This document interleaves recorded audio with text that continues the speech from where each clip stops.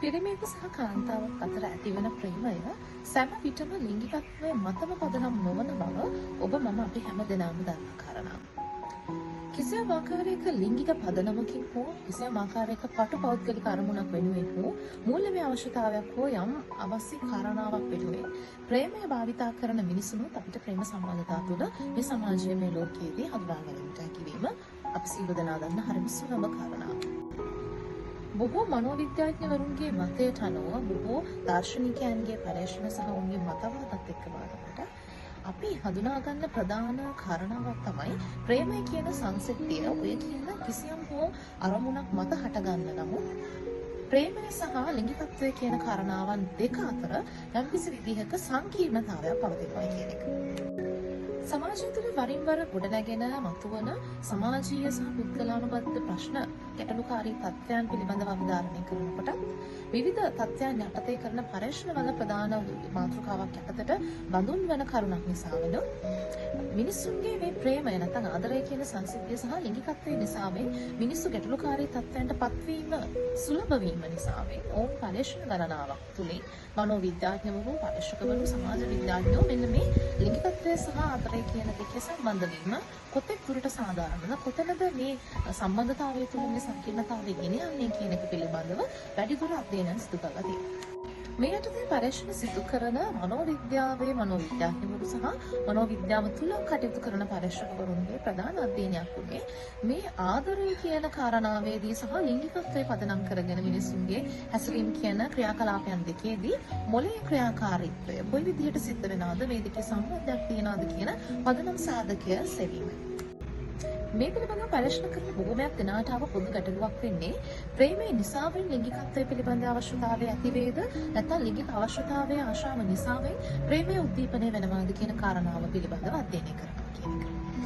මෙන්න මේ කියන කාරණාව පිළිබඳව පරීක්ෂක කරපු පරීක්ෂකවරු සමාජ විද්‍යාඥවරු මනෝවිද්‍යාඥවරු බොහෝමයක් ලෝකේ පුරා අපිට වාර්තා වෙනවා. අපිට හඳුනා ගන්නට හම්බ වෙනවා. ඒ අතරින් ඇමරිකාවේ නිව්යෝර්ක් සහ නිව් ජර්සි ප්‍රාන්තවල රාජ්‍ය විශ්වවිද්‍යාල දෙකකින් කරපු පරීක්ෂණවලින් ලැබිච්ච තත්ත්ව මෙන්න මේ ප්‍රේමය සහ ලිංගිකත්වය සම්බන්ධයෙන් මේ පවතින ගැටලුවට මනා විසඳුමක් ලබා දීලා තියෙනවා. ඒ පරීක්ෂණයේ හොයාගත් දැනුම අතරින් අපි දැනුම වර්ග කරලා කතා කරොත් පළවෙනියටම එක්තරා ආදරණීය යුවළන් කීපයකට ඔවුන්ගේ සහකරුගේ ඡායාරූපයක් පෙන්වනකොට ඔවුන්ට දැනෙන්නේ මොන විදිහේ හැඟීමක්ද කියන එක ගණනය කරන්න ඔවුන් පරීක්ෂණයට ලක් කරලා තියෙනවා. එතනදී ආදරය, සෙනෙහස, එකවරණය සහ ඔවුන්ට දැනෙන ඒ ආදරණීය හැඟීමත් එක්ක ලිංගිකත්වය යම්කිසි විදිහකින් පදනම් වෙනවායි කියන එක මෙන්න මේ පරීක්ෂණ අධ්‍යයනයන් තුලින් තහවුරු වෙලා තියෙනවා. මේ ඡායාරූපයේ දෙස බලා සිටීමෙන් ඒ මොහොත පිළිබඳව ඔවුන් අවධාරණය කරගැනීමේ තමන්ගේ සහකරුවා පිළිබඳව යම්කිසි විදිහක ආදරයක ලකුණක් පෙන්වමින් ආදරය සම්බන්ධයේ හැඟීම උද්දීපනය වෙන අවස්ථාවකදී මොළයේ ක්‍රියාත්මක වෙන කලාප තමයි ඒ මොහොතේදී සක්‍රිය වෙලා තියෙන්නේ. එතනදී ලිංගිකත්වය සම්බන්ධයෙන් අපි කතා කරන ලිංගිකත්වය තුළ ලිංගික හැසිරීම කියන කලාපයන් තුළ අපි කටයුතු කරනකොට ඒ ලිංගිකත්වය සම්බන්ධ මොළයේ කලාපයන් ඒ තුළදී සක්‍රිය වෙන කලාප ඒ මොහොතේදී ආදරය කියන සම්බන්ධයෙන් කතා කරන කලාප තරමටම සක්‍රිය වීමක් වෙනස් කරලා නැහැ.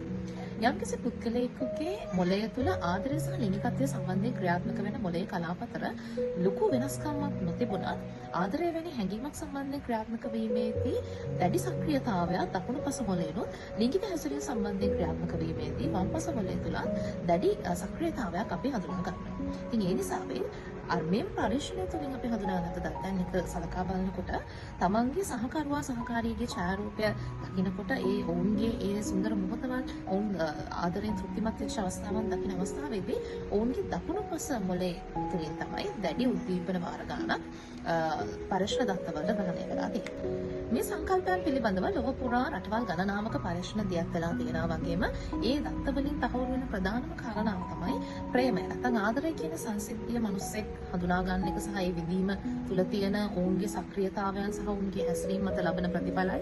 ලිංගිකත්වය කියන කාරණාවේදී මොළයේ තියෙන හැසිරීම වල විෂමතාවයයි ඒ මත උන් ලබන ප්‍රතිඵලයි අතර යම්කිසි විදිහක සම්බන්ධතාවයක් තිබුණත් ඒ ආකාර දෙකේදීම මොළයේ ක්‍රියාකාරීත්වයත් ඔවුන් කායිකව මානසික ලබන තෘප්තිය සහ ඒකේ ඵලයන් අතරත් යම්කිසි විදිහේ දැඩි වෙනසක් තියෙනවා කියන එක. අපි මනෝවිද්‍යාත්මකව පිළිගන්න එක්තරා කාරණාවක් තමයි යම් කිසි යුවලක් ආදරයෙන් නැත්නම් ප්‍රේමයෙන් වෙලී ඉන්න අවස්ථාවක් තුළදී ඔවුන්ගේ මොළය තුළ ආදර හෝමෝනය නැත්නම් ඔක්සිටෝසින් කියන හෝමෝනය වේගවත්ව ශ්‍රාවය වෙන්න පටන් ගන්නවා. ඒ හරහා ඔවුන්ගේ ශරීරයට සහ මනසට ඒ සෞඛ්‍යමත්ව ලැබෙන තෘප්තිය නිසාවෙන් ඔවුන් තුළ යම් කිසි විදිහක මානසික සැහැල්ලුවක් සහ කායික වශයෙන් ඔහුට යම් කිසි හිතකර ස්වභාවයක් නිර්මාණය කරනවා. මේ ප්‍රේමය තුළ අපි නිරන්තරයෙන් අත්දකින කාරණාවක්. සේම මෙන්න මෙවැනි තත්ත්වයන් සාමාන්‍ය ප්‍රේමයක් පවතිනා වූ ඕනෑම පාර්ශ්වයක් තුළ නිරන්තරයෙන් ඇති වෙන්න පුළුවන් සරල සාමාන්‍ය සංසිද්ධියක්.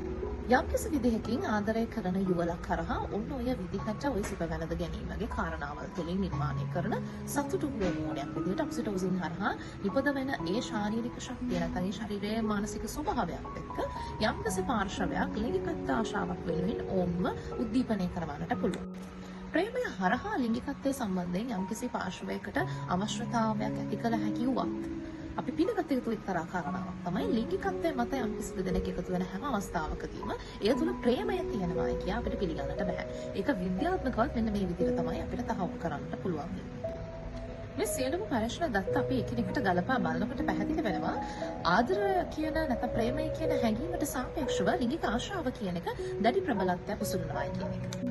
ඒ වගේම අපි පිළිගත යුතු තවත් කාරණාවක් තමයි යම්කිසි පාර්ශ්වයකට දැනෙන ලිංගික අවශ්‍යතාවය උන්ට කුමන හෝ ආකාරයේ සම්බන්ධතාවයක් තුලින් හෝ යම්කිසි කාලයක් තුළ නිෂ්ඨාවට පත් කරගත හැකියම ප්‍රේමය කියන සංසිද්ධිය ප්‍රේමය කියන හැඟීම අපිට එලෙසට නිශ්චිත කාල සීමාවකින් පමණ තෘප්ත කරගත හැකි දෙයක් නෙවෙයි. අද සමාජය තුළ අපි බහුතරයක් දෙනා තුළින් දකින වශයෙන්ම ලිංගික අවශ්‍යතාවයන් වෙනුවෙන් පෙරටු කරගත් සම්බන්ධතා ගණනාවක් අපි මිනිස්සු තුළ දකිනවා. සහ ඔවුන්ට පවතින ඒ ලිංගික අවශ්‍යතාවයන් ඔවුන් කෙසේ හෝ මුදුන්පත් කර ගැනීමට සම්බන්ධතා පවත්වා ගන්න. ඔවුන්ගේ අවශ්‍යතාව පරිදි ඔවුන් යම්කිසි සහකාරුවෙක් තුළින් තමන්ගේ ලිංගික අවශ්‍යතාවය කෙටි කාලයක් තුළදී හෝ නිෂ්ඨාවට පත් කරගත්තත් ප්‍රේමය කියන හැඟීම සහ ඒ සංවේදනය තුළින් මනුස්සෙක් කායික මානසික ලබන ඒ තෘප්තිමත්භාවය අපිට කෙටි කාලයකින් ලබන්නට බැරි වීම බොහෝමයක් සම්බන්ධතා තුළදී අපි හඳුනා ගන්න එක්තරා දරුණු සමාජීය ගැටලුවක් බවට පත් වෙලා තියෙනවා. මෙන්න මේ නිසාවෙන් බහුතරයක් දෙනා තුළ විෂාදය, කාංසා වැනි අක්‍රමිකතා ගණනාවක් වාර්තා වෙලා තියෙනවා.